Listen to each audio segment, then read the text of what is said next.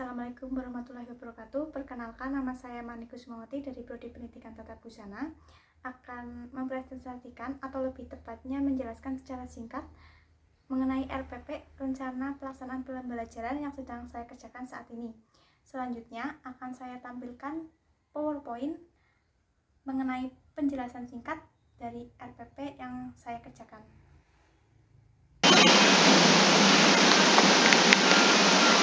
Baik, berikut presentasi saya mengenai rencana pelaksanaan pembelajaran yang sedang saya kerjakan saat ini.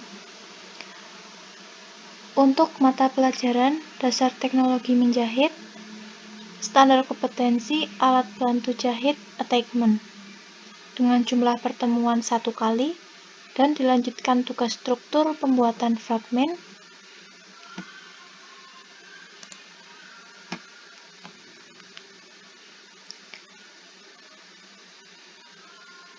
Di berupa laporan akhir nantinya.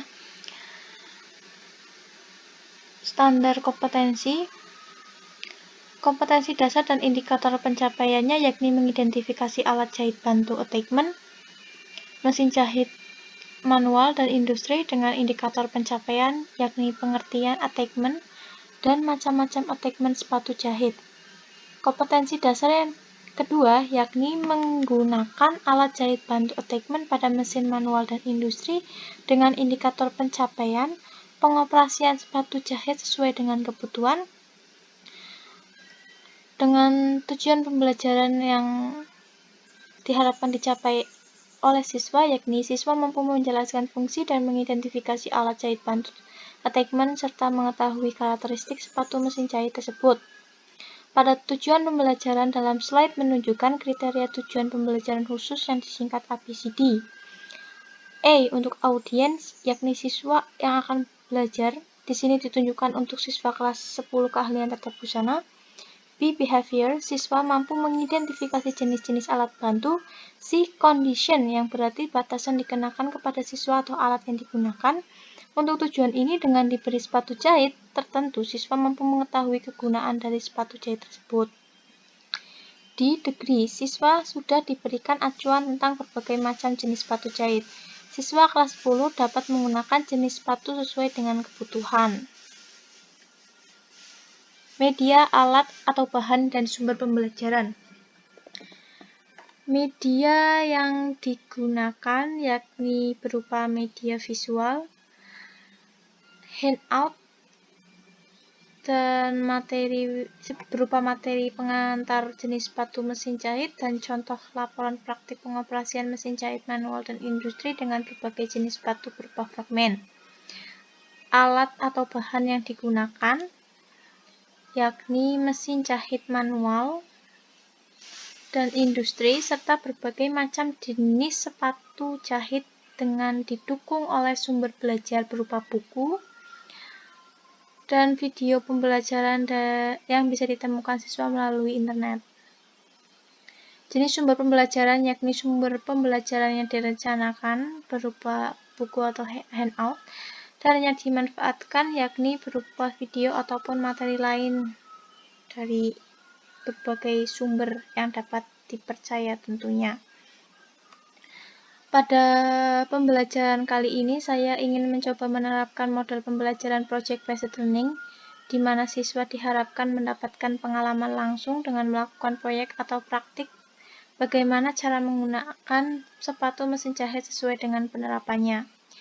Project-based learning sendiri menurut Made Wena dalam Lestari 2015 halaman 14 yang dikutip di dalam tulisan Sipati Kemendikbud, yakni model pembelajaran yang memberikan kesempatan kepada pendidik untuk mengelola pembelajaran di kelas dengan melibatkan kerja proyek.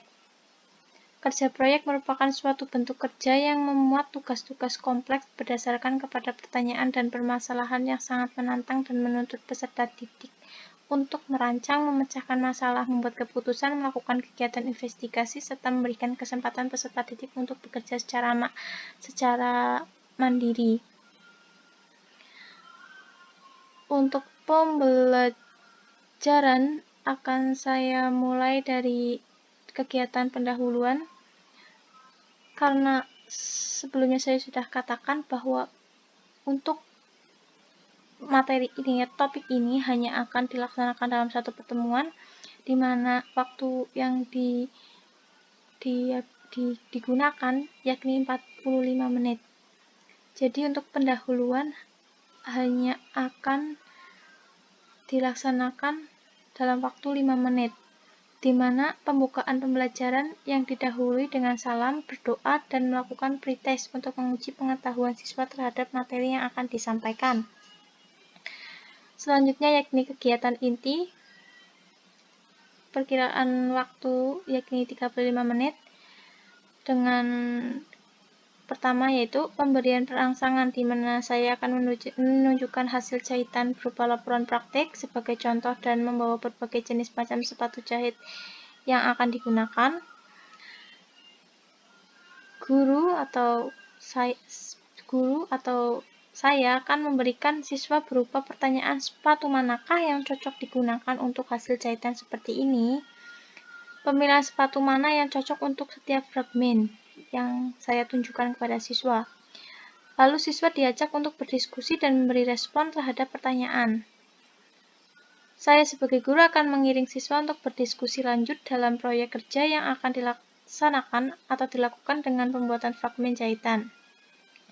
Siswa diberikan kebebasan dalam pembuatan fragmen dengan ketentuan yang sudah disepakati bersama oleh satu kelas. Guru mengawasi siswa dalam mengerjakan proyek yang diberikan dan memberikan kesempatan bertanya kepada siswa jika belum paham terkait proyek yang diberikan. Untuk bagian terakhir, yakni penutup. Penutup sama halnya dengan pendahuluan, yakni dilaksanakan dalam waktu 5 menit. Guru dan siswa mengembangkan diskusi untuk merefleksikan kembali materi yang didapatkan selama pembelajaran. Lalu guru mengakhiri pertemuan dengan memberikan pesan kepada siswa untuk mempelajari materi berikutnya. Dan yang terakhir, guru meminta salah satu siswa untuk memimpin doa penutup. Kerja proyek yang diambil, guru berperan sebagai fasilitator, memberikan pengantar mengenai berbagai macam jenis sepatu jahit dengan memberikan contoh hasil jadi fragmen jahitan sesuai dengan jenis sepatu yang digunakan. Untuk metodenya atau metode pembelajaran yang digunakan yakni ceramah, diskusi, tanya jawab, dan tugas struktur. Penilaian hasil belajar. Untuk penilaiannya sendiri menggunakan instrumen pembelajaran dengan teknik pengujian dan tes tertulis dalam bentuk pengujian berupa praktik atau proyek kerja dan tes tertulis berupa pilihan ganda dan esai. Proyek kerja dilakukan secara individu dengan tugas akhir berupa laporan praktik dari hasil pembuatan fragmen. Untuk kegiatan praktikum, saya akan mengambil penilaian sikap dari siswa sendiri.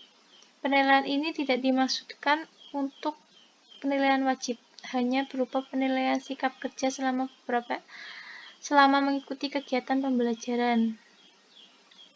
Pada penilaian sikap ada beberapa indikator yang digunakan, yakni disiplin, sikap disiplin, aktif, teliti, tanggung jawab, kerjasama, toleran, dan peduli lingkungan.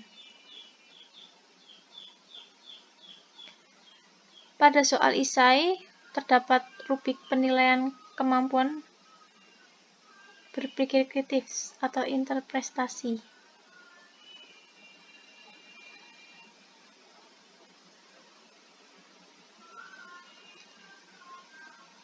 Sama halnya dengan penilaian sikap,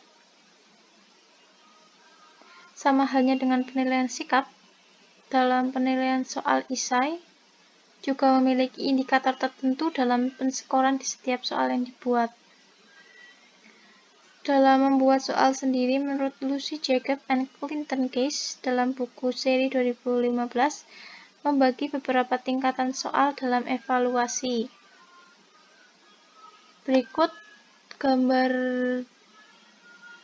dari rubrik penilaian soal esai. Kisi-kisinya, lalu ada contoh soal pilihan ganda.